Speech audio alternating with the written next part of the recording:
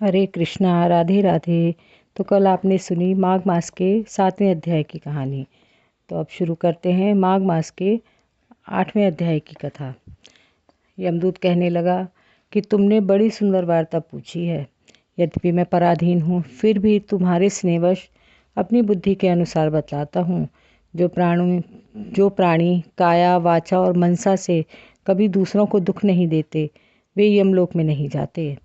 हिंसा करने वाले वेद, यज्ञ, तप और दान से भी उत्तम गति को नहीं पाते। अहिंसा सबसे बड़ा धर्म, तप और दान ऋषियों ने बताया है। जो मनुष्य जल या पृथ्वी पर रहने वाले जीवों को अपने भोजन के लिए मारते हैं, वे कालसूत्र नामक नरक में पड़े रहते हैं। वहाँ पर अपना मांस खाते हैं और रक्त पीप पान करते हैं तथा पीप की कीच में उनको कीड़े काटते हैं। हिंसक जन्मान काने, कुबड़े, लूले, लंगड़े, दरिद्र और अंगहीन होते हैं। इस कारण इस लोक तथा परलोक में सुख की इच्छा करने वाले को काया, वाचा तथा मन से दूसरों का द्रोह नहीं करना चाहिए। जो हिंसा नहीं करते, उनको किसी प्रकार का भय नहीं होता। जिस तरह सीधी और टेढ़ी दोनों प्रकार की बहने वाली नदियाँ समुद्र में मिल जाती हैं, वैसे ही सब धर्म अहिंसा में प्रवेश कर जाते हैं। ब्रह्मचारी, गृहस्थ, वानप्रस्थी तथा यति सभी अपने अपने धर्म का पालन करने और जितेंद्रिय रहने से ब्रह्मलोक को प्राप्त करते हैं। जो जलाशय आदि बनाते हैं और सदैव 5 यज्ञ करते हैं, वे यमपुरी में नहीं जाते। जो इंद्रियों के वशीभूत नहीं हैं, वेदवादी और नित्य ही अग्नि अर्थात हवन आदि का पूजन करते हैं, वे स्वर्ग को जाते हैं। युद्ध भूमि में जो शूरवीर मर जाते हैं, वे सूर्य लोक को प्राप्त होते हैं। जो अनाथ स्त्री शरण में आए हुए तथा ब्राह्मण की रक्षा के लिए प्राण देते हैं, वे कभी स्वर्ग से नहीं लौटते। जो मनुष्य लूले, लंगड़े, वृद्ध, अनाथ तथा गरीबों का पालन करते हैं, वह भी स्वर्ग में जाते हैं। जो मनुष्य गौओं के लिए पानी का आश्रय करते हैं तथा तालाब, कुआं और बावड़ी बनवाते हैं, वे सदैव स्वर्ग में निवास करते हैं। जैसे जैसे जीव इनमें पानी पीते हैं, वैसे ही उनका धर्म बढ़ता है। जल से ही मनुष्य के प्राण हैं, इसीलिए जो प्याऊ आदि लगवाते हैं, वे अक्षय स्वर्ग को प्राप्त होते हैं।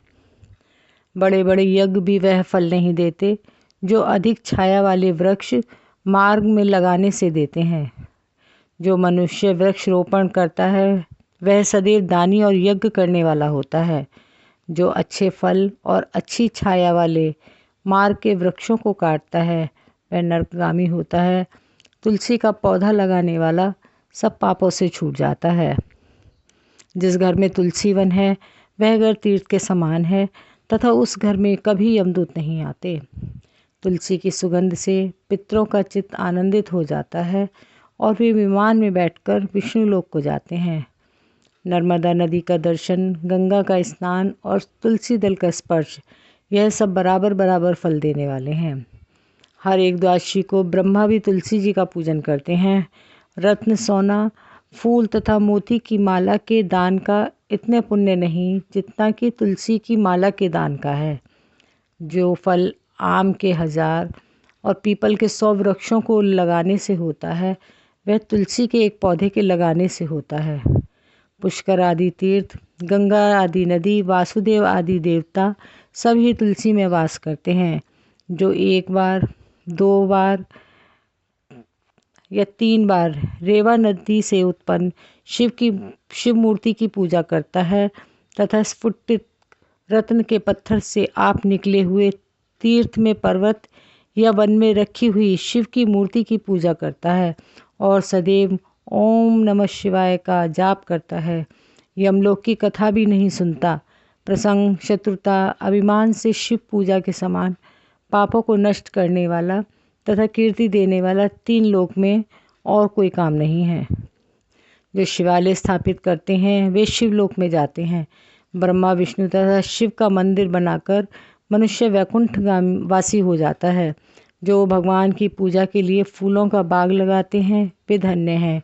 जो माता पिता, देवता तथा अतिथियों का पूजन सदैव करते हैं, वे ब्रह्मलोक को प्राप्त होते हैं।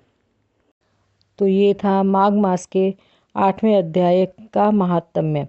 अगर आपको वीडियो अच्छी लगी हो तो वीडियो को लाइक, शेयर और चैनल को सब्सक्राइब ज़रूर करें। हरे कृष्णा, राधे राधे।